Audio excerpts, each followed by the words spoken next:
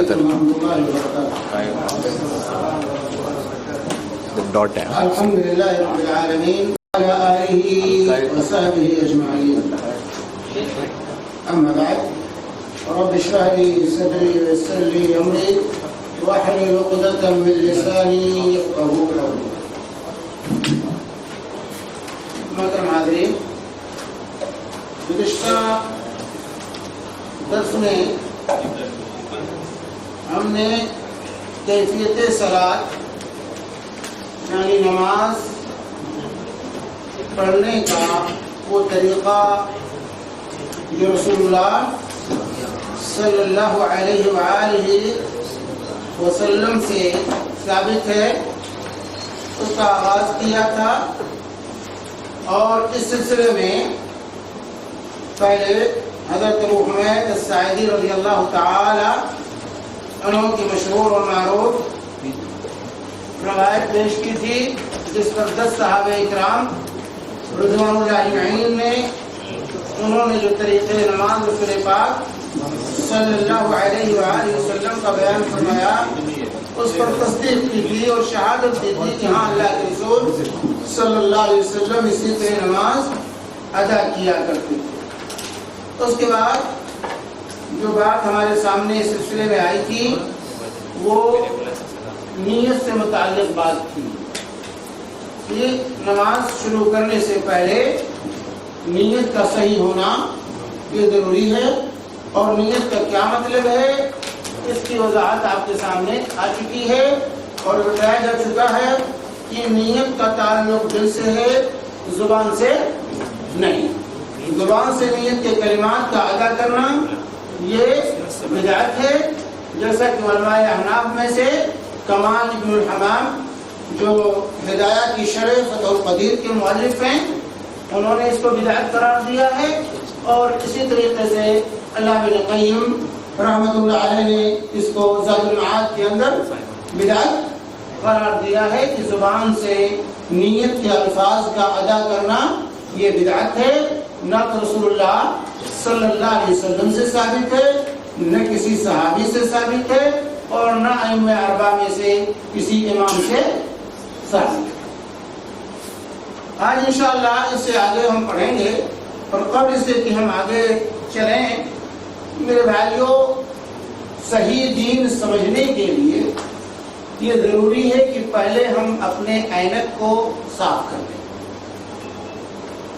کیونکہ صحیح دین کے سلسلے میں رکاوٹیں کہ ہم نے مختلف اینکیں اپنی آنکھوں پر لگا رکھی اور اسی اینک کی روشنی میں ہم دین کو دیکھنا چاہتے ہیں. اب گلاس جس کلر کا ہوگا پانی بھی اسی کلر کا نظر آئے گا. اس لیے پانی کے صحیح رنگ کو جاننے کے لیے ضروری ہے کہ گلاس ہمارا جو ہے صاف و شفاف.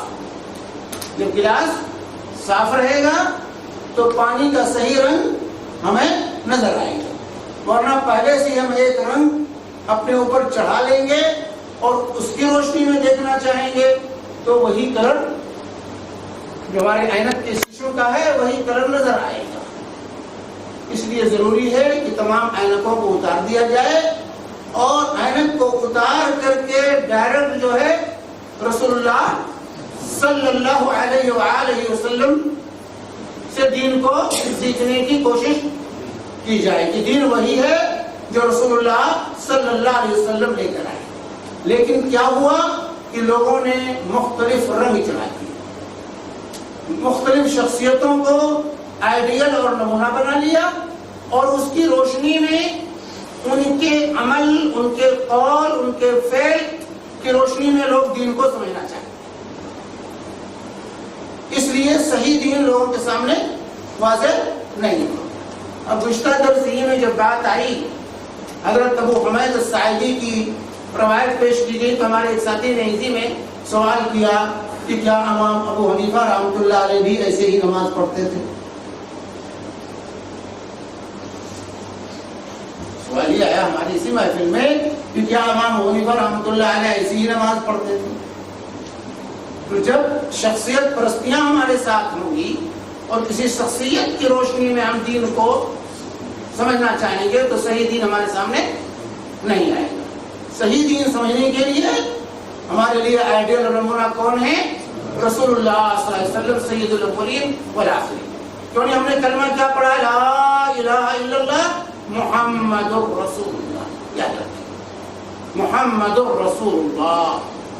امام ابو حنیفہ رسول اللہ نہیں، امام شافعی رسول اللہ نہیں، امام مالک رسول اللہ نہیں، امام احمد رسول اللہ نہیں. کسی امام کو ہم نے رسول نہیں مانا ہے. ہم نے محمد صلی اللہ علیہ وسلم کو اپنا رسول تسلیم کیا ہے. اس لیے اس رسول کی تعلیمات کی روشنی میں ہمیں اسلام کو سمجھنا ہوگا.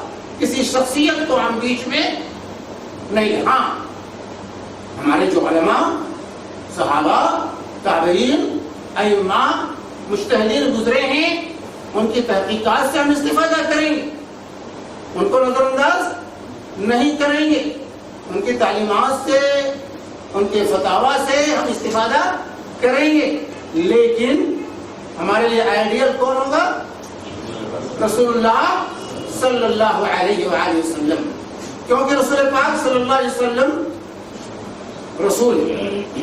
آپ پر صرف وحی نازل ہوتی، آپ معصوم، آپ کے علاوہ کوئی دنیا میں معصوم نہیں. اسی لیے امام مالک رحمہ اللہ کیا کہتے تھے؟ کل یؤخذ من قولہ ویرد.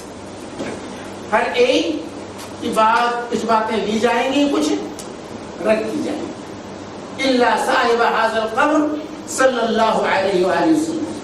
مسجد نبی میں بیٹھے ہوئے قبر نبی کی طرف اشارہ کر کے کہتے کہ محض صرف اس صاحب قبر یعنی رسول اللہ صلی اللہ علیہ وسلم، ان کی ہر بات ہمیں لینی ہی لینی ہے. نبی کی کوئی بات رد نہیں کی جا سکتی. نبی کے علاوہ کوئی امتی ہو، صحابی ہو، تابعی ہو، امام ہو، اس کی کچھ باتیں قابل اخذ ہیں، کچھ باتیں قابل رد ہیں. کچھ باتیں لی جائیں گی، کچھ باتیں چھوڑی جائیں گی. کوئی ایسا نہیں ہے جس کی ہر بات صحیح، جس کا ہر فتویٰ صحیح. اس کائنات کے اندر نبی کریم صلی اللہ علیہ وسلم کے علاوہ کوئی شخصیت ایسی نہیں ہے کہ ہر بات لینے کے قابل ہو. ہر ایک سے کل بنی آدم خطا، ہر انسان سے غلطی ہوتی. معصوم صرف نبی ہوتا ہے، تنبیہ صرف نبی پر نازل ہوتی ہے، امتی پر وہی نازل نہیں ہوتی ہے. یہ ہمارے سامنے حقیقت واضح ہونا چاہیے. اسی لیے تمام ائمہ، تمام فقہا، تمام لوگوں نے ہمیں کیا وصیت کی ہے؟ اذا صح الحدیث فهو مذہبی. امام حنیفہ رحمۃ اللہ علیہ فرماتے ہیں اذا صح الحدیث فهو مذہبی. جب صحیح حدیث آ جائے تو وہی میرا مذہب. اترکوا قولی بقول رسول اللہ صلی اللہ علیہ وسلم. میری بات کو نبی کریم صلی اللہ علیہ وسلم کی بات کے مقابلے میں چھوڑ دینا. اسی طرح امام مالک رحمہ اللہ فرماتے ہیں انما انا بشر اخطئ واصیب فانظروا في رأيي فما وافق الكتاب والسنة فخذوه وما لم يوافق الكتاب والسنة فاتركوه. دیکھو میں انسان، میں صحیح بات بھی کہتا ہوں، غلطیاں بھی مجھ سے ہوتی، تو تم میرے آرا کو، میرے فتاوا کو دیکھو، جو کتاب و سنت کے مطابق ہو، قرآن و حدیث کے مطابق ہو، اس کو لے لو، اور جو قرآن و حدیث کے خلاف پڑے اس کو چھوڑ دینا، اس کو چھوڑ دینا. امام شافعی رحمہ اللہ فرماتے ہیں ما من احد الا تذهب عليه سنة رسول الله صلی اللہ علیہ وسلم اور تعزب عنه فما ما قلت من قول او اصلت من اصل وفيه خلاف عن رسول الله صلی اللہ علیہ وسلم فالقول ما قال رسول الله صلی اللہ علیہ وسلم. کہتے ہیں بڑے سے بڑا عالم ہو، اس سے کوئی نہ کوئی مسئلہ رہ جاتا ہے جہاں تک اس کی رسائی نہیں ہو پاتی. لہذا میں نے جو بھی اصول بیان کیے ہیں، جو بھی مسائل بتائے ہیں،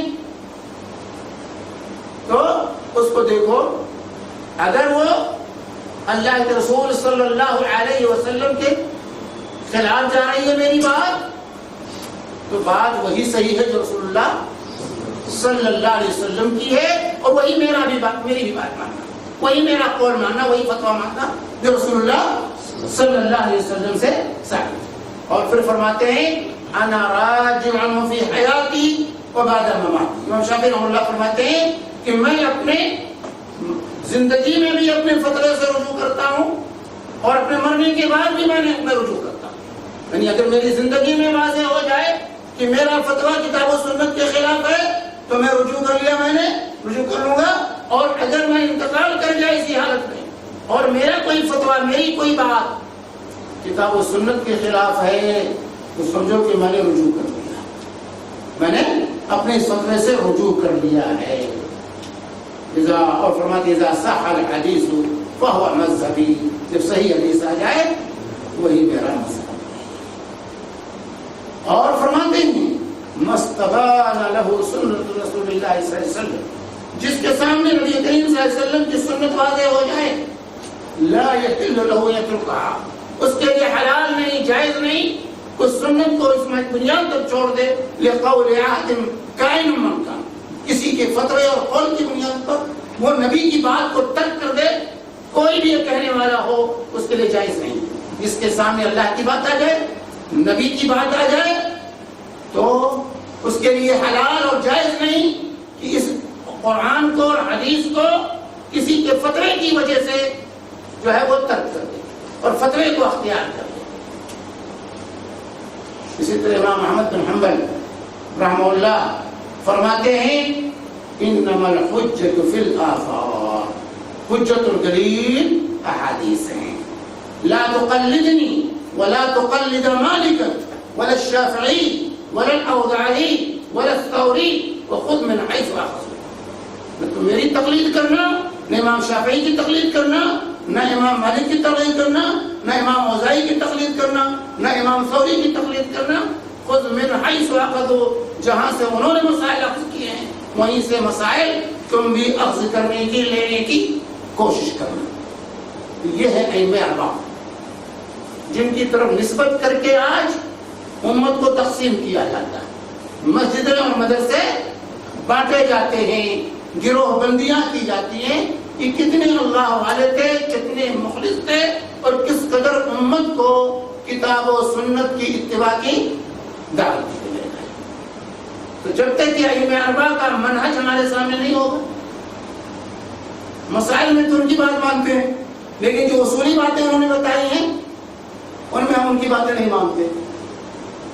ہم تو کہتے ہیں حنفی ہیں، شافعی ہیں، مالکی ہیں، لیکن یہ جو باتیں انہوں نے کہی ہیں کہ کیا قابل اتباع نہیں ان کی باتیں ہیں. کہتے ہیں حدیث کو لے لو، میری بات کو چھوڑ دو. لیکن نہیں، حدیث غلط ہو سکتی ہے لیکن امام کا فتویٰ غلط نہیں ہو سکتا. جب تک یہ بیماری ہمارے اندر سے دور نہیں ہو، جب تک کتاب و سنت کی بالادستی کو ہم قبول نہیں کریں، جب تک اللہ اور اللہ کے رسول صلی اللہ علیہ وسلم کو تمام لوگوں پر فوقیت اور اولیت نہیں دیں گے، تب تک صحیح دین ہماری سمجھ میں نہیں آئے گا. صحیح نماز ہم نہیں پڑھ سکتے. اس لیے ہم میں سے ہر ایک کو یہ عینت اتارنا ہوگا شخصیت پرستی کا، اور کتاب و سنت قرآن و حدیث کی روشنی میں دین کو سمجھنا ہوگا، تب بات سمجھ میں آئے گی. ہمارے لیے جو چیز لازم ہے وہ نبی کریم صلی اللہ علیہ وسلم کی اتباع اور پیروی. نبی کی بات آ جانے کے بعد کسی اور کی بات نہیں چلتی. اسی لیے جب حضرت عبداللہ بن عباس رضی اللہ تعالی عنہما، مسند احمد کی روایت، حضرت عبداللہ بن عباس رضی اللہ عنہما نے مسئلہ بیان کیا حج تمتع کا، تو کچھ لوگوں نے کہا کہ حضرت عمر تو اس سے روکتے تھے. حضرت عمر کا قول پیش کیا. حضرت عمر کو جانتے ہیں کون، امت میں ان کا کیا مقام ہے. حضرت عبداللہ بن عباس پریشان ہو گئے. فَأَخْشَ عَلَيْكُمْ أَن تَنزِلَ حِجَارَةٌ مِّنَ السَّمَاءِ، مجھے ڈر لگ رہا ہے کہیں تمہارے اوپر، تمہاری اس بات پر آسمان سے پتھر نہ برسنے لگے. اقول لکم قال رسول اللہ صلی اللہ علیہ وسلم، میں تو کہتا ہوں کہ رسول اللہ صلی اللہ علیہ وسلم نے فرمایا، اور تم کہتے ہو ابو بکر و عمر نے فرمایا. یہ کیسے تمہارے لیے زیب دیتا ہے کہ نبی کے بات کا معارضہ ابو بکر و عمر کے فتوے سے کیا جائے؟ برداشت نہ کر سکے اس کو. تو نبی کے مقابلے میں کسی امتی کو کھڑا نہیں کیا جا سکتا. نبی کا مقام اور مرتبہ اس سے کہیں اعلیٰ و عرفہ ہے میرے بھائی. اس لیے اللہ اور اللہ کے رسول صلی اللہ علیہ وسلم کی بات کو کسی کی بھی عدالت امتی کی عدالت میں پیش نہیں کیا جائے گا. وما كان لمؤمن ولا مؤمنة اذا قضى الله ورسوله امرا ان يكون لهم الخيرة من امره. کسی مومن مرد کسی مومنہ عورت کو جو اللہ کا فیصلہ یا نبی کا فیصلہ جائے تو کوئی اختیار باقی نہیں رہتا. تو یہ منہج جب تک ہم نہیں سمجھیں گے اس وقت تک بات سمجھ میں نہیں آئے گی. فلاں ایسا کہہ رہا ہے, فلاں ایسا کر رہا ہے, فلاں ایسا کر رہا تھا کہ نہیں کر رہا تھا. نہیں, ہم اس کے مکلف نہیں. ہم مکلف کس چیز کے ہیں کہ رسول پاک صلی اللہ علیہ وسلم نے کیا دین پیش کیا ہے. اللہ رسول صلی اللہ علیہ وسلم نے کیا دین پیش کیا ہے اس دین کو سیکھنا, اور اسی کی وصیت تمام صحابہ, تابعین, تبع تابعین, ائمہ, فقہاء, محدثین کا یہی منہج اور یہی اصول, یہی ضابطہ رہا ہے. اس ضابطے کے, اس اصول کے, اس منہج کے ہم متبع اور پیروکار ہیں. تو یہ بات ہمارے سامنے واضح ہونی چاہیے. آئیے, تو گزشتہ درس میں ہم نے نیت کی بات سمجھی تھی کہ نماز سے پہلے نیت کو درست ہونا چاہیے, اور نیت کی درستگی میں دو باتیں ہمارے سامنے آئی تھی. جیسے نیت تو اخلاص کا نام ہے کہ ہم وہ عبادت خالص اللہ کے لیے, اپنی نیتوں کو خالص کر لیں اللہ کی رضا اور اس کی خوشنودی کے لیے نماز پڑھیں. نماز میں نیت کا مطلب کیا ہے کہ وہ ہمارا عمل اللہ کے لیے ہو, دکھاوے کے لیے نہیں ہو, ریا اور نمود کے لیے نہ, شرک کا شائبہ اس کے اندر نہ پایا جائے. اور دوسری چیز نیت کا مفہوم جو بتایا تھا میں نے کہ جو عبادت آپ کرنے جا رہے ہیں اس کی تعین دل میں ہو, اس کی تعین دل میں ہو کہ آپ نماز پڑھنے جا رہے ہیں تو کون سی نماز پڑھ رہے ہیں, زور پڑھ رہے ہیں, اثر پڑھ رہے ہیں, فرض پڑھ رہے ہیں, سنت پڑھ رہے ہیں, کہ دل میں اس کی تعین ہونی چاہیے. اس کے بعد پہلا مسئلہ ہے قیام. قیام کا مطلب کیا ہے؟ کھڑا ہونا. قیام کا مطلب ہے کھڑا ہونا. تو قیام یہ فرض نماز میں کیا ہے؟ رکنی کی طاقت رکھتے ہوئے اگر کوئی بیٹھ کے فرض نماز پڑھے تو نماز نہیں ہوگی, چاہے وہ مرد ہو چاہے وہ عورتیں, مرد ہو یا عورت ہو, اگر کھڑے ہونے کی طاقت ہے اور اس کے باوجود وہ بیٹھ کے نماز پڑھتا ہے تو اس کی نماز نہیں. لیکن اگر نفلی عبادت ہے, سنت اور نفل ہے, تو قیام یہ رکن نہیں ہے, بیٹھ کے پڑھ سکتا ہے لیکن ثواب آدھا ہوگا. پورا ثواب کا مستحق وہ نہیں ہوگا, ثواب اس کو آدھا جو ہے ملے گا. تو نوافل کا بیٹھ کے پڑھنا جائز تو ہے لیکن ثواب آدھا. لیکن فرض نماز طاقت رکھتے ہوئے بیٹھ کے پڑھنا جائز نہیں. تو پہلا مسئلہ ہے قیام کا کہ آپ نماز پڑھنے جا رہے ہیں تو کھڑے ہو جائے, قبلہ رخ آپ کھڑے. استقبال قبلہ بھی یہ نماز کے لیے ضروری, جس اللہ کے نبی صلی اللہ علیہ وسلم بخاری کی روایت ہے, اللہ کے رسول صلی اللہ علیہ وسلم نے کیا فرمایا تھا, اذا قمت الى الصلاة فاسبغ الوضوء, جب نماز کا ارادہ کرو تو مکمل وضو کرو, ثم استقبل القبلہ, پھر قبلہ رخ ہو کر کے کھڑے ہو جاؤ. قبلہ رخ ہونا یہ بھی ضروری ہے, جان بوجھ کر اس کو ترک نہیں کیا جا سکتا. تو یہاں پر قیام کا ذکر کرتے ہوئے مصنف نے حضرت عمران بن حسین رضی اللہ تعالی عنہ کی روایت پیش کی ہے جو صحیح بخاری کی ہے، حدیث نمبر 1117۔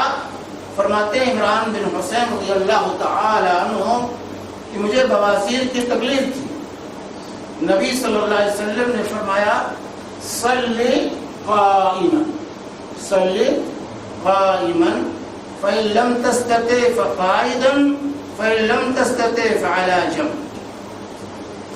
یہ جو ہے صلی قائما کھڑے ہو کر نماز، صلی قائما کھڑے ہو کر نماز پڑھو، فإن لم تستطع اگر اس کی استطاعت نہ ہو، کھڑے ہونے کی طاقت نہ ہو، کھڑا ہونا مشکل ہو، فقائدا تو بیٹھ کے نماز، فإن لم تستطع اور اگر بیٹھنا بھی ممکن نہ ہو، فعلی جنب تو پہلو کے بل لیٹ کر، پہلو کے بل جو ہے لیٹ کر کے نماز ادا کرو۔ یہاں پر اللہ کے نبی صلی اللہ علیہ وسلم نے فرمایا صلی قائما، کھڑے ہو کر نماز پڑھو۔ تو قیام جو ہے یہ کھڑا ہونا یہ ضروری ہے، اگر طاقت رکھتے ہوئے نہیں کھڑے ہوں گے تو نماز نہیں ہوگی۔ کیا فَإِن لَمْ تَسْتَطِعْ فَقَائِدًا، اگر کھڑے ہونے کی طاقت نہ ہو تو پھر بیٹھ کے نماز، بیٹھنے کی طاقت نہیں ہے تو پھر لیٹ کے نماز، اگر بیٹھنے کی طاقت اور لیٹ کے نماز پڑھیں گے تو نماز نہیں ہوگی۔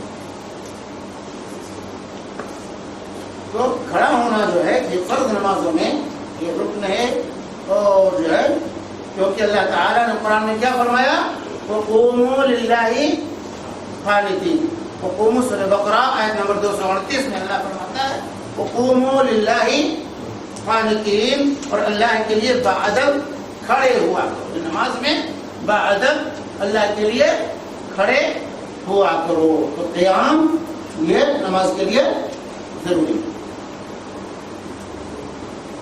تو اور دوسری حدیث یہاں پیش کی ہے مصنف نے کہ نبی کریم صلی اللہ علیہ وسلم نے دیکھا کہ کچھ لوگ بیٹھ کر نمازیں ادا کرتے، آپ نے فرمایا بیٹھ کر نماز ادا کرنے والے کو کھڑے ہو کر نماز ادا کرنے والوں کی نسبت نصف ثواب ملے گا، نصف ثواب ملے گا۔ ابن ماجہ کی حدیث ہے 1230 نمبر، ابن ماجہ حدیث نمبر 1230 ہے۔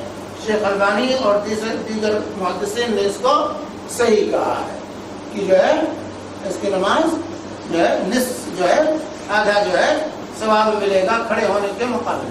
یہ کون سی نماز ہے؟ یہ فرض نماز نہیں، نوافل، نوافل کا بیٹھ کے پڑھنا۔ اگر فرض ہوتا تو آپ کہتے نماز ہوئی ہی نہیں، سمجھ بات ہے؟ طاقت کے باوجود اگر بیٹھ کے نماز پڑھتا ہے تو نماز ہوئی نہیں۔ تو یہاں یہ نماز نفلی نماز کے بارے میں اللہ کے نبی صلی اللہ علیہ وآلہ وسلم نے بیان فرمایا۔ تو اور اسی طرح تیسری روایت یہاں جو پیش کی اس سلسلے میں یہ ابو داؤد کی ہے، حدیث نمبر 948، اور دیگر محدثین نے امام حاکم، امام ذہبی اور شیخ البانی نے اس کو صحیح کہا ہے کہ جب نبی کریم صلی اللہ علیہ وسلم کی عمر زیادہ ہو گئی، عمر یعنی آخری عمر میں عمر زیادہ ہو گئی، تو آپ نے جائے نماز کے قریب ایک ستون تیار کرایا، ایک کھمبا وہاں جو ہے اپنے مصلی کے پاس بنوایا آپ نے، جس پر آپ نماز کے دوران ٹیک لگاتے تھے۔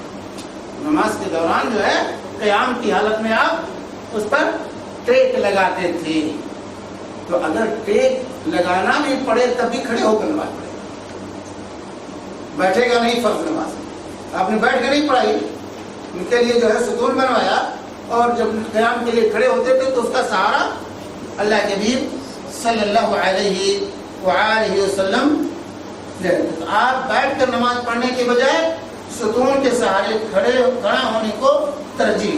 اس سے معلوم ہوا کہ کوئی عذر ہو تو کسی چیز کا سہارا لے کر قیام کیا جا سکتا ہے، فرض نماز ہو یا نفل ہو، فرض ہو یا نفل ہو، کسی کا سہارا لیا جا سکتا ہے۔ سوٹی لیے ہاتھ میں، جیسے صحابہ عام طور سے تراویح کی نماز میں ہاتھ میں عصا لے کر کھڑے ہوتے تھے تاکہ طول قیام سے گر نہ پڑے. اتنا لمبا قیام ہوتا تھا تراویح میں کہ ہاتھ میں جو ہے عصا لیتے تھے اور اس کے سہارے کھڑے رہتے تھے. تو جو ہے اگر استطاعت نہیں ہے تو کسی چیز کا سہارا لینا یہ قیام کے لیے یہ جائز ہے. اور اسی طریقے سے جو ہم نے کہا کہ نوافل کی بات، تو نبی کریم صلی اللہ علیہ وسلم رات کا جو ہے پڑھنے کی جو کیفیت یہاں بیان کی گئی ہے کہ نبی کریم صلی اللہ علیہ وسلم رات کا بڑا حصہ کھڑے ہو کر نوافل ادا کرتے اور کبھی بیٹھ کر. جب قرات کھڑے ہو کر فرماتے تو اسی حالت میں قیام سے رکوع کی حالت میں منتقل ہوتے، اور جب بیٹھ کر قرات فرماتے اسی حالت میں رکوع بھی فرماتے. رات کو جو تہجد پڑھتے تو کبھی قیام کی حالت میں کبھی بیٹھ. جو قیام کی حالت میں قرات کرتے تھے تو رکوع اور سجدہ اسی حالت میں کرتے. قیام سے رکوع میں جاتے تو رکوع سے سجدے میں جاتے. اور جب بیٹھ کر کے نماز پڑھتے تو بیٹھ ہی کر قرات اور پھر بیٹھ کر رکوع اور پھر بیٹھ کر ہی پھر سجدے میں چلے جاتے تھے. تو یہ صحیح مسلم کی حدیث نمبر 730 میں یہ چیز بیان کی گئی ہے. اس سے معلوم ہوا کہ آپ کبھی ساری رات عبادت نہیں فرمائی بلکہ آپ سوتے بھی تھے اور اٹھ کر عبادت بھی کرتے تھے. یہاں پر جو بتایا کہ رات کا بڑا حصہ کھڑے ہو کر نوافل ادا کرتے اور کبھی بیٹھ کر. تو دونوں عمل ہے نوافل میں، کھڑے ہو کر اور بیٹھ کر. اور کہتے ہیں کبھی آپ صلی اللہ علیہ وسلم بیٹھ کر قرات فرماتے، جب قرات سے 30 یا 40 آیات باقی ہوتی تو آپ صلی اللہ علیہ وسلم کھڑے ہو کر ان کی تلاوت فرماتے، پھر حالت قیام سے رکوع میں چلے جاتے اور دوسری رکعت میں بھی آپ صلی اللہ علیہ وسلم کا یہی معمول تھا. یہ صحیح بخاری جو ہے صحیح بخاری حدیث نمبر 731 میں، حدیث نمبر جو ہے 1119 اور صحیح مسلم 731 میں جو ہے یہ بیان کیا گیا ہے کہ جو ہے آپ کبھی کھڑے ہو کر کبھی بیٹھ کر، اور کبھی پہلے حدیث میں بیان کیا گیا یہ کہ کھڑے ہو کر قیام کرتے رات کو اور رکوع و سجدے اسی حالت میں. جب کبھی بیٹھ کر نماز پڑھتے تو بیٹھے ہی رکوع میں جاتے، بیٹھے ہی سجدے میں چلے جاتے. اور دوسری حدیث میں جو کیفیت بتائی گئی، کبھی ایسا ہوتا تھا کہ آپ بیٹھ کر قرات کر رہے ہوتے لیکن جب رکوع کا وقت آتا تو کھڑے ہو جاتے، تو کھڑے ہو کر 30 آیات یا 40 آیات تلاوت کرتے اور اس کے بعد پھر قیام سے رکوع میں جاتے، رکوع سے پھر سجدے میں جاتے، اور پھر یہی کیفیت دوسری رکعت میں. تو یہ بھی عمل رسول پاک صلی اللہ علیہ وسلم تھا کہ قرات کے لیے کچھ وقت بیٹھ کر قرات کرتے اور کچھ وقت کھڑے ہو کر کے قرات فرماتے تھے. اندازہ لگے کتنی، یعنی 30 اور 40 آیت. یہاں 5-6 آیتیں پڑھنا ہمارے لیے مشکل ہو جاتا ہے. یہاں 30-40 آیتیں کہتے ہیں کہ باقی رہ جاتی تو آپ کھڑے ہو جاتے اور اس کو پڑھ کر پھر رکوع کرتے. تو یہ ایک رکعت میں جیسا کہ بیان کہ 5 پارے رسول پاک صلی اللہ علیہ وسلم پڑھ جاتے تھے. سورہ بقرہ، سورہ صحیح مسلم کی روایت ہے، سورہ بقرہ، سورہ نساء، سورہ آل عمران، یہ تینوں صورتیں ایک رکعت میں اللہ کے رسول صلی اللہ علیہ وسلم نے پڑھی. ایک صحابی شامل ہو گئے تو کہا انتظار کر کے ابھی سورہ بقرہ آدھی ہو جائے گی تو رکوع میں جائے، دیکھا تو سورہ بقرہ پوری کر لے، پھر سورہ نساء شروع کی وہ بھی ختم ہو گئی، پھر سورہ آل عمران شروع کی وہ بھی ختم ہو گئی، اس کے بعد پھر رکوع میں. قربان جائیے اللہ کے نبی صلی اللہ علیہ وسلم اس قدر جو ہے قیام کا اہتمام تھا رسول اللہ صلی اللہ علیہ وسلم. تو یہ کیفیت جو ہے یہاں بیان کی. تو نوافل میں جو ہے قیام رکن نہیں ہے، آپ بیٹھ کر نماز پڑھ سکتے ہیں، جائز ہے، لیکن ثواب ادا ہو جائے گا. لیکن قیام رکن جو ہے فریضہ ہے، تو فریضے میں آپ کو کھڑا ہونا، جب تک طاقت ہے کھڑے ہونے کی، کھڑے ہو کر کے نماز پڑھیں گے، چاہے وہ کسی چیز کا سہارا ہی کیوں نہ لینا پڑے، چاہے قیام کے لیے کسی چیز کا سہارا ہی کیوں نہ لینا پڑے. تو قیام یہ نبی کریم صلی اللہ علیہ وسلم کا جو کھڑے ہو گئے، کھڑے ہو کر پہلا کام کیا کرنا ہے؟ نیت کے بعد نیت ہوئی، کھڑے ہوئے، اور اس کے بعد تکبیر تحریمہ یا تکبیر اولا بھی کہتے ہیں اس کو، اور تکبیر تحریمہ بھی کہتے ہیں، تکبیر اولا اور تکبیر تحریمہ۔ تو تکبیر اولا جو ہے قبلے کی جانب منہ کر کے اللہ اکبر کہتے ہوئے رفع یدین کریں، یعنی دونوں ہاتھوں کو کندھوں تک اٹھائیں، یہ کہتے ہیں قبلہ رخ کھڑے ہو گئے سیدھے اور دونوں ہاتھوں کو کندھوں تک اٹھائیں۔ ابھی کیفیت اس کی آ رہی، دونوں ہاتھوں کو کندھوں تک اٹھائیں گے تو قبلہ رخ ہونا، اور پھر اللہ اکبر کہنا، اور اس کے ساتھ اللہ اکبر کہتے ہوئے دونوں ہاتھوں کو کندھوں تک یا کانوں تک اٹھانا، کندھوں تک یا کانوں تک اٹھانا، کندھوں تک یا کانوں تک جو ہے اٹھانا۔ یہاں پر جو حدیث پیش کی ہے وہ حضرت عبداللہ بن عمر رضی اللہ عنہما یہ روایت کے فرماتے ہیں کہ رأیت النبی صلی اللہ علیہ وسلم افتتح التکبیر فی الصلاة فرفع یدیہ حین یکبر حتی یجعلہما حذو منکبیہ، حذو منکبیہ۔ میں نے نبی کریم صلی اللہ علیہ وسلم کو دیکھا کہ آپ نے نماز کی پہلی تکبیر کہی اور اپنے دونوں ہاتھ کندھوں تک اٹھائے۔ یہ صحیح بخاری کی روایت ہے، حدیث نمبر 738۔ تو تکبیر اولا یا تکبیر تحریمہ یہ وقت جو ہے اس سے نماز شروع ہوگی۔ دوسری حدیث میں اللہ کے رسول صلی اللہ علیہ وسلم کیا فرماتے ہیں؟ تحریمها التکبیر و تحلیلها التسلیم، سلام نماز کا آغاز تکبیر سے ہوگا اور نماز کا اختتام سلام سے ہوگا۔ تو نماز کا آغاز تکبیر تحریمہ سے، اس کو تکبیر تحریمہ کیوں کہا جاتا ہے؟ پہلی تکبیر کو تکبیر تحریمہ کہتے ہیں۔ تکبیر تحریمہ کیوں کہا جاتا ہے؟ کیونکہ اس تکبیر کے بعد بہت سی وہ چیزیں جو پہلے جائز اور مباح تھیں وہ حرام ہو جاتی انسان پر۔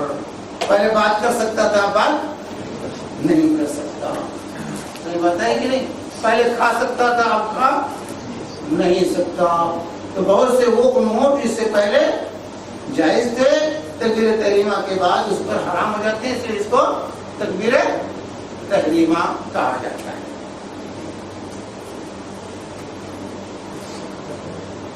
اب تو اس کے بعد ہاتھ اٹھاتے وقت کیفیت کیا ہوگی ہاتھ اٹھانے کی؟ انگلیاں نارمل طریقے پر کھلی، انگلیاں جو ہے کھلی رہیں گی نارمل، نہ اس کو پھیلائیں گے اور نہ اس کو ملائیں گے، بلکہ نارمل طریقے سے جیسے انگلی ہوتی ہے، ہتھیلی ہوتی ہے، اسی طرح سے اٹھائیں گے۔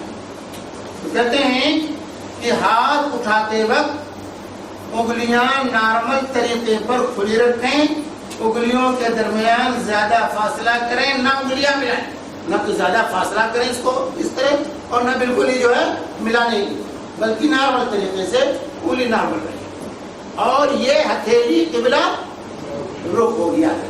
ہمارے بہت سے بھائی ایسے کر لیتے، ایسے کر لیتے، یہ رفع یدین نہیں، ایسے کر لیتے، ایسے یہ یا تو کندھوں برابر، انگلیاں یہ ہتھیلی قبلہ رخ ہو، انگلیاں کھلی ہوئی ہوں، ایسے بند نہ رکھیں اور یہ قبلے کی طرف ہو، اور جو ہے نہ پھیلائیں اور نہ بالکل سمیٹیں، نارمل طریقے سے قبلہ رخ کر کے، اور انگلیاں کھڑی ہوں اوپر کی طرف، ہتھیلی قبلے کی طرف ہو، کندھوں کے مقابل یا کانوں کے مقابل، دونوں رسول پاک صلی اللہ علیہ وسلم سے ثابت ہے۔ کانوں کے مقابل بھی کرنا اور کندھوں کے مقابل کرنا، اور حقیقت اگر دیکھا جائے تو دونوں میں کوئی کندھے کہیے یا کان کہیے، دونوں میں کوئی فرق نہیں۔ اگر قاعدے سے آپ اٹھائیں ہتھیلی تو انگلیاں کانوں کے مقابلے میں آ جائیں گی اور ہتھیلی کندھے کے مقابلے میں آ جائیں گی۔ اب یہاں پر کچھ لوگ کان کو پکڑنا یا ٹچ کرنا ضروری سمجھتے ہیں، یہ بھی ایک بدعت ہے نماز کی۔ یہ بھی کان کو پکڑنا یا کان کو ٹچ کرنا، کچھ لوگ ایسے ایسے کرتے ہیں، نہیں، مقابل میں لانا، اس کے محاذات میں لانا، اس کو ٹچ کرنا یا اس کو پکڑنا یا پکڑیں گے. اگر اس کو سے پکڑتے ہیں تو جو ہے قبلہ رخ نہیں رہے گا ہاتھ, تو تیری قبلہ رخ نہیں رہے گی پکڑنے کو.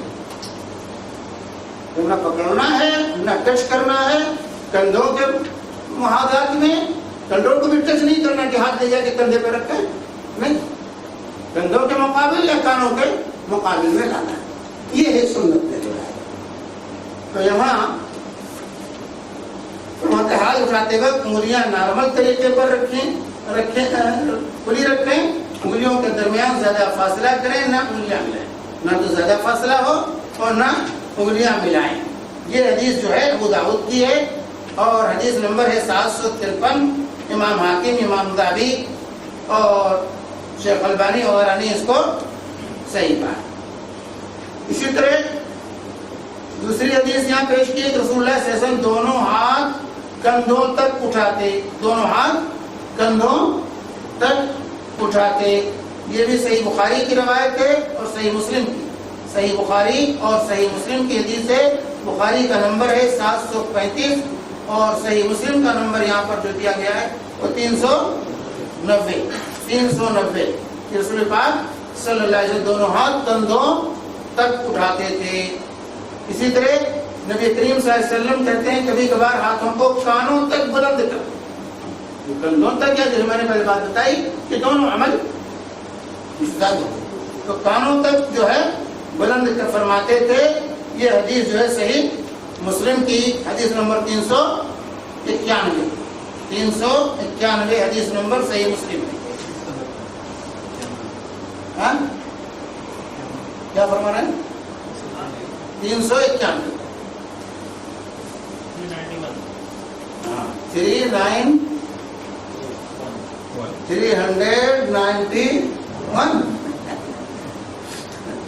تو یہ کیفیت ہے ہاتھ کی جو رفعتین کے وقت ہاتھ کی جو کیفیت ہے.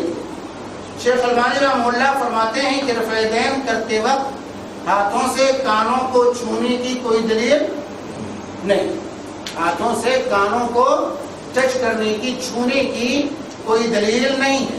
اس کا چھونا بدعت ہے یا وسوسہ ہے انسان کا. اس وقت تک وہی نہیں ہوتی, اطمینان ہی نہیں ہوتا جب تک ٹچ نہ کرے. تو کہتے ہیں یا تو اس کا چھونا بدعت ہے یا یہ وسوسہ ہے انسان کا جس کی وجہ سے وہ اس کو کرتا ہے. مسنون طریقہ ہتھیلیاں کندھوں یا کانوں تک اٹھانا ہے. ہاتھ اٹھانے کے مقام میں مرد اور عورت دونوں برابر ہیں. ایسی کوئی صحیح حدیث موجود نہیں جس میں یہ تفریق ہو کہ مرد کانوں تک اور عورتیں کندھوں تک ہاتھ بلند کریں. مرد اور عورت کے جو ہے نماز میں کوئی فرق نہیں. یہاں کچھ لوگ کہتے ہیں کہ مرد جو ہے کانوں تک, عورتیں کندھوں تک. مرد کانوں تک لے جائیں اور عورتیں کندھوں تک لے جائیں. یہ تفریق لوگ بتاتے ہیں, لیکن ایسی کوئی تفریق رسول اللہ صلی اللہ علیہ وآلہ وسلم سے ثابت نہیں ہے. یہ مردوں اور عورتوں دونوں کے لیے ہے, چاہے کندھوں تک لے جائیں چاہے کانوں تک ہاتھ اٹھائیں. سمجھ بات آئی؟ یہ ہے تکبیر تحریمہ کے وقت کی کیفیت. اس کے بعد پھر دایاں ہاتھ بائیں ہاتھ پر رکھ کر سینے پر باندھ. دایاں ہاتھ یعنی رائٹ. دایاں کس کو کہتے ہیں؟ رائٹ. بایاں کسے کہتے ہیں؟ لیفٹ. کیونکہ ہمارے حیدرآبادی لوگ دایاں بایاں میں تفریق نہیں کر پاتے. دایاں رائٹ کو کہتے ہیں, بایاں لیفٹ. سیدھا اور الٹا. یہ اردو جو ہے مضبوط اردو نہیں. مضبوط اردو جو ہے دایاں اور بایاں. دایاں جو ہے تو کہتے ہیں کہ پھر دایاں ہاتھ بائیں ہاتھ پر رکھ کر سینے پر باندھ. یہ دایاں تیری ہے, بائیں پر جو ہے رکھ کر باندھ. یا تو اس کلائی پر رکھیں اس کو, یا اس طرح رکھیں کہ یہ ہتھیلی جو ہے اس گٹے پر جو ہے پہنچے پر, ہتھیلی پہنچے اور کلائی دونوں پر, تینوں پر رہ جائے. اس طرح رکھیں یا اس طرح رکھیں, جو ہے دونوں عمل یہ ثابت ہے. رکھنا بھی ثابت ہے, پکڑنا بھی ثابت ہے. یا اس کو سے پکڑ لیں مضبوطی کے ساتھ یا اس کے اوپر رکھ لیں. تو قبض کا لفظ بھی حدیث میں وارد ہے آئے کی تفصیل, اور وضع رکھنے کا بھی وارد. لیکن کہیں یہ نہیں ثابت ہے کہ ہاتھ کھول کے نماز پڑھیں. ہاتھ کھول کر کے نماز پڑھنا کسی بھی روایت سے ثابت نہیں ہے. گرچہ مالکیہ ہاتھ کھول کے نماز پڑھتے ہیں, عبادیہ ہاتھ کھول کے نماز پڑھتے ہیں, لیکن جو ہے کسی حدیث سے یہ ثابت نہیں ہے, نہ صحیح نہ ضعیف. کسی بھی حدیث سے ہاتھ کھول کر کے نماز پڑھنا ثابت نہیں. تو کہتے ہیں کہ صرف دایاں ہاتھ بائیں ہاتھ پر رکھ کر سینے پر باندھ لیں, سینے پر جو ہے اس کو باندھ لیں. اب دلیل کیا ہے؟ دلیل سنیے. حضرت وائل بن حجر رضی اللہ تعالی عنہ کہتے ہیں کہ میں نے رسول اللہ صلی اللہ علیہ وسلم کے ساتھ نماز پڑھی.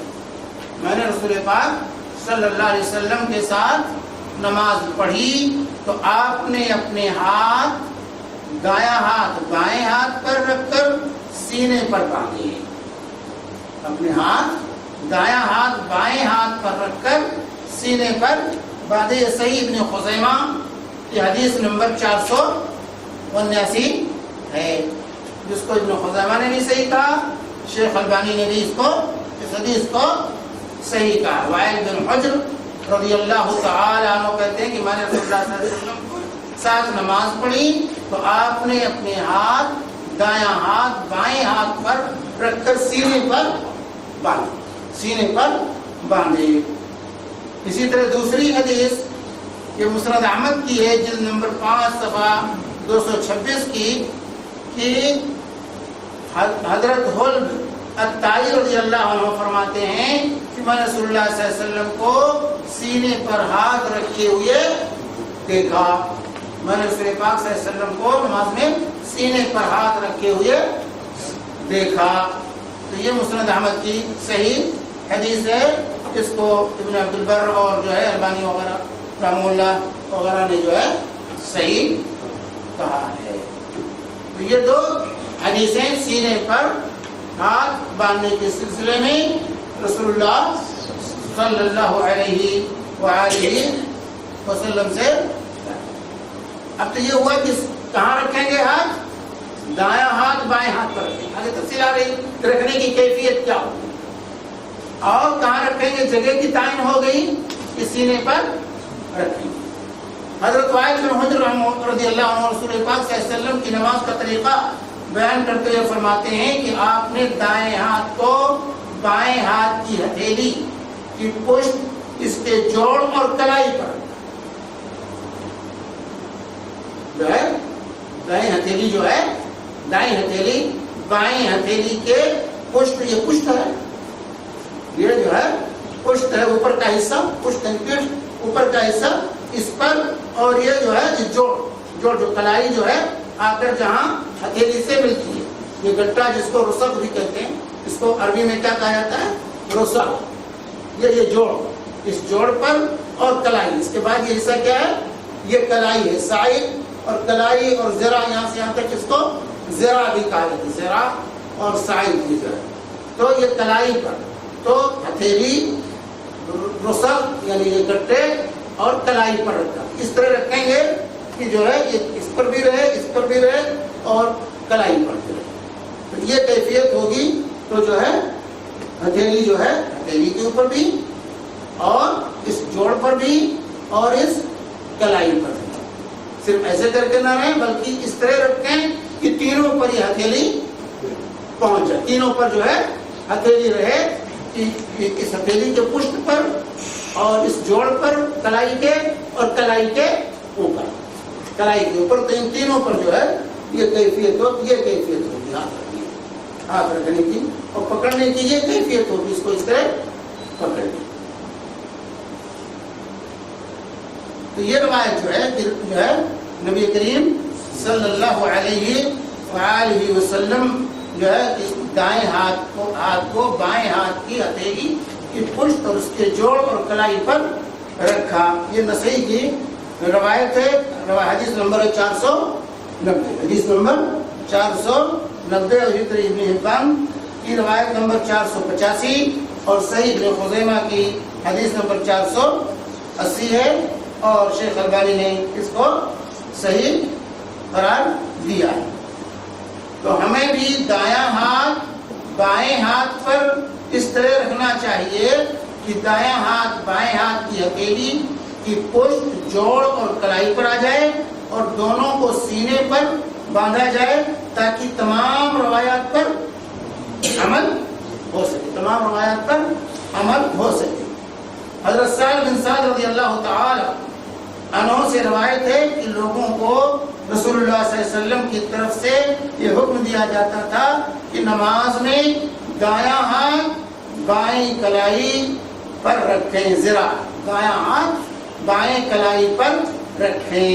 یہ روایت کہاں کی ہے؟ یہ صحیح بخاری کی روایت، صحیح بخاری کی روایت ہے، حدیث نمبر 740 سہل بن سعد رضی اللہ تعالی عنہ فرماتے ہیں کہ لوگوں کو رسول اللہ صلی اللہ علیہ وسلم کی طرف سے یہ حکم دیا جاتا تھا کہ نماز میں دایاں ہاتھ بائیں کلائی یا ذرا، اسی ذرا بھی کہتے ہیں، کلائی پر رکھیں، دایاں ہاتھ بائیں کلائی پر رکھیں۔ تو یہ کیفیت ہے ہاتھ رکھنے کی۔ رہی حضرت علی رضی اللہ تعالیٰ عنہ کی روایت کی سنت یہ ہے کہ ہتھیلی کو ہتھیلی پر زیر ناف رکھا جائے۔ یہی روایت ہے جس کی بنیاد پر لوگ کہتے ہیں کہ ناف کے نیچے ہاتھ باندھنا چاہیے، ناف کے نیچے ہاتھ باندھنا چاہیے۔ تو کہتے ہیں کہ حضرت علی رضی اللہ تعالی عنہ کی یہ روایت کی سنت ہے، یہ ہے کہ ہتھیلی کو ہتھیلی پر زیر ناف رکھا جائے۔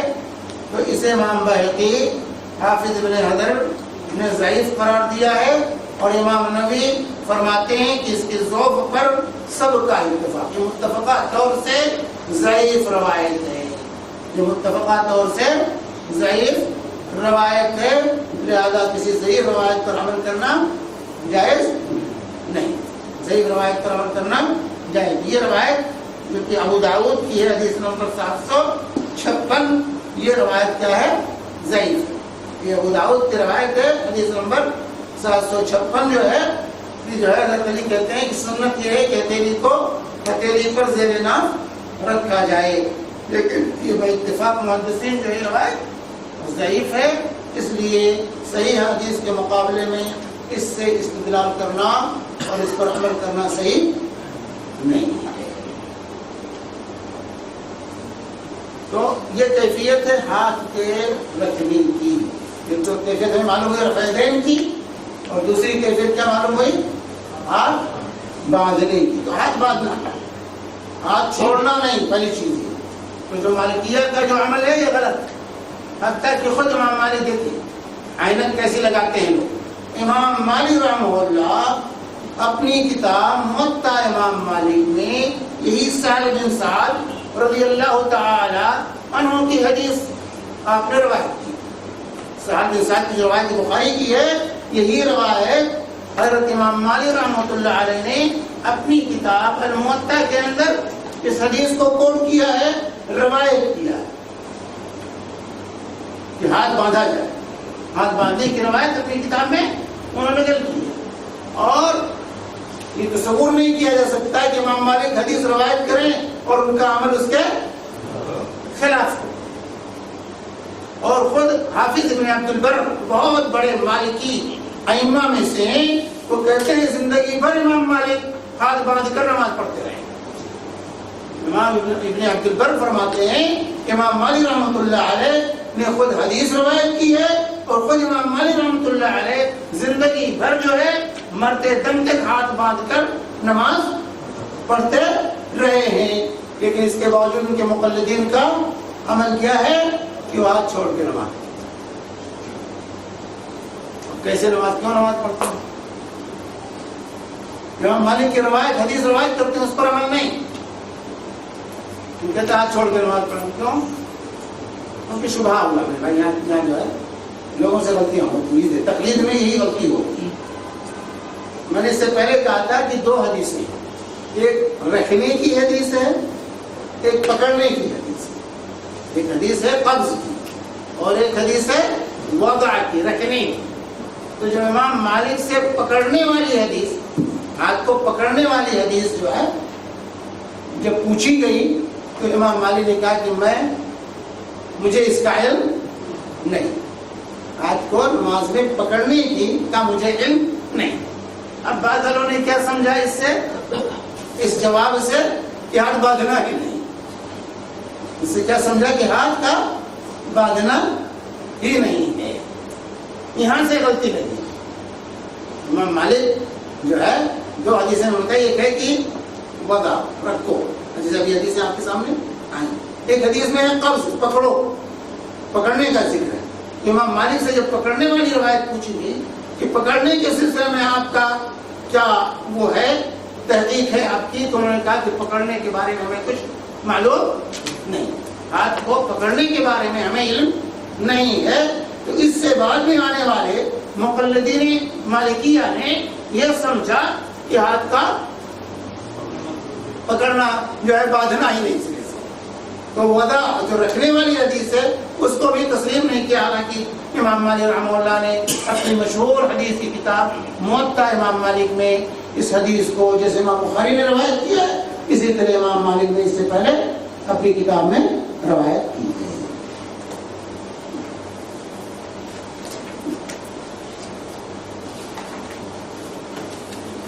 عورتوں اور مردوں کی یہاں بھی کچھ لوگ کہتے ہیں عورتیں ہیں تو سینے پہ ہاتھ باندھیں، مرد ہیں تو ناک کے نیچے ہاتھ، عورتیں ہیں تو سینے پہ ہاتھ باندھیں اور مرد ہیں تو ناک کے نیچے ہاتھ، اور ناک کے نیچے اتنا نیچے کر دیتے ہیں کہ میرے بھائیوں تہذیب کے دائرے سے بات بھی نکل جاتی ہے۔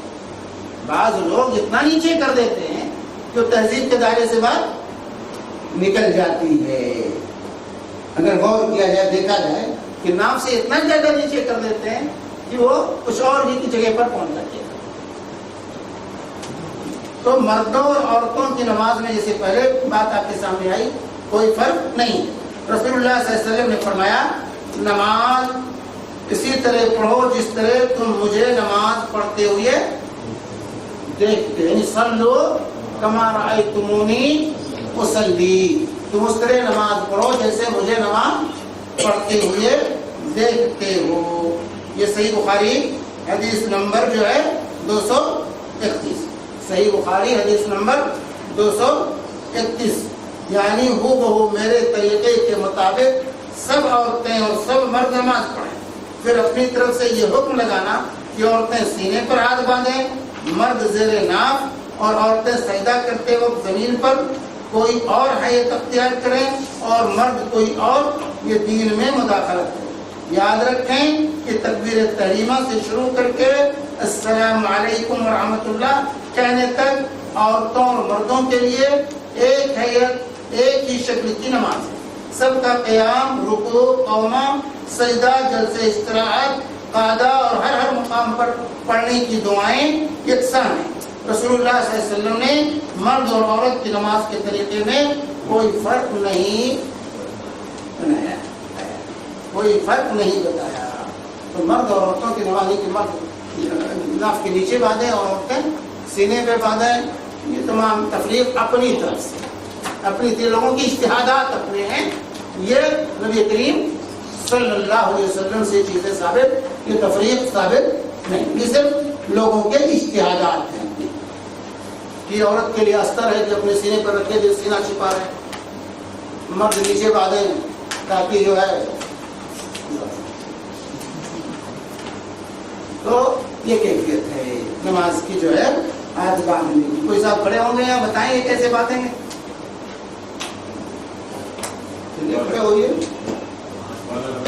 آئیے آپ کھڑے ہوئیے، آئیے۔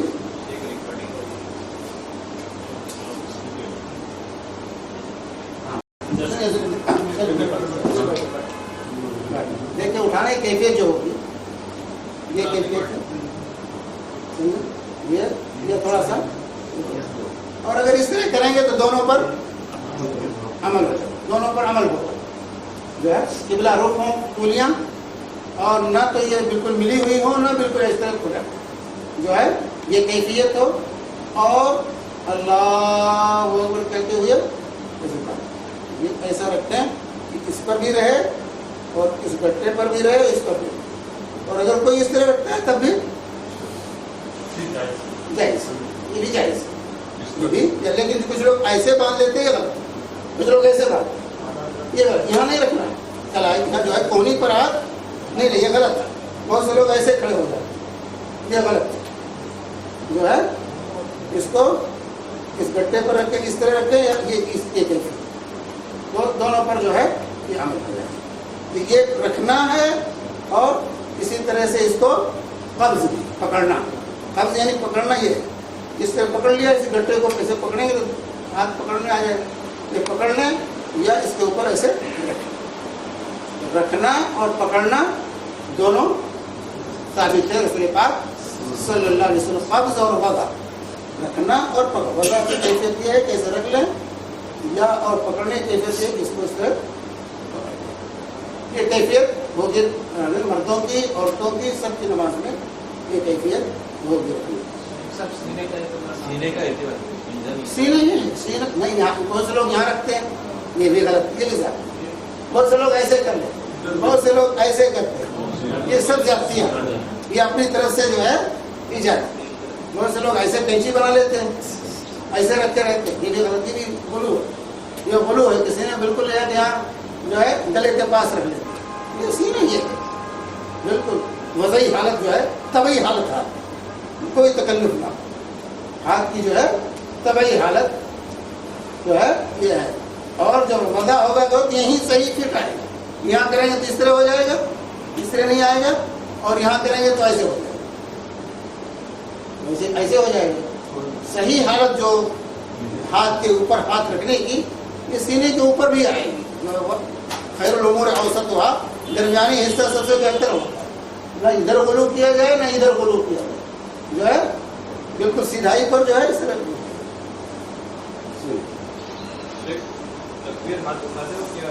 हाँ, तकबीर और रफ़ैदैन दोनों साथ हो, अल्लाहु अकबर। अमल और कौल दोनों में मुताबिकत चाहिए, बेहतर यही, बेहतर यही। लेकिन अगर किसी ने पहले अल्लाह अकबर कह दिया, बाद में उठाया, या पहले उठा लिया फिर अल्लाह अकबर का, नमाज सही है, लेकिन कौल और फ़ेल में मुताबिकत ये असल है और बेहतर और अफजल यही कि कौल फ़ेल दोनों साथ साथ होने चाहिए, दोनों में तफरीक न की जाए कि पहले अल्लाह अकबर कह दिया जाए फिर बांधा जाए, या पहले बांध दिया जाए फिर अल्लाह अकबर कहा जाए। नमाज तो सही है, लेकिन कौल और फ़ेल में मुताबिकत ये बेहतर है। अल्लाहु अकबर कहते हैं, खत्म होने से पहले हाथ छोड़ देते हैं। नहीं, जब रुकू में जाना हो तो हाथ छोड़ो, रुकू में जाते हुए जो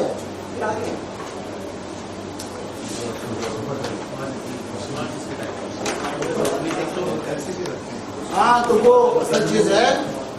अहनाफ के यहाँ जो है वो कहते हैं कि कब्ज़ और वज़ा दोनों एक साथ, तो कहते हैं ये 2 उंगलियों से पकड़ लो और ये 3 उंगलियां इस पे रखो, 2 उंगलियों से पकड़ो और 3 उंगलियां इस पे रखो, ताकि दोनों रवायतों पर एक साथ अमल हो जाए, दोनों रवायतों पर एक साथ अमल हो जाए। लेकिन वज़ा और कब्ज़ दोनों साबित है, चाहे वज़ा ये होगा कब्ज़ ये होगा। तो 2 उंगली से पकड़ते हैं और 3 उंगलियां खुली रखते हैं। हाँ, नहीं, ये सही नहीं, दोनों कब्ज़ में हुआ ना वज़ा में हुआ, दोनों के बैन बैन हुआ। तो पकड़ने में है, पकड़ना होगा, कुछ हथेली से पकड़ेगा।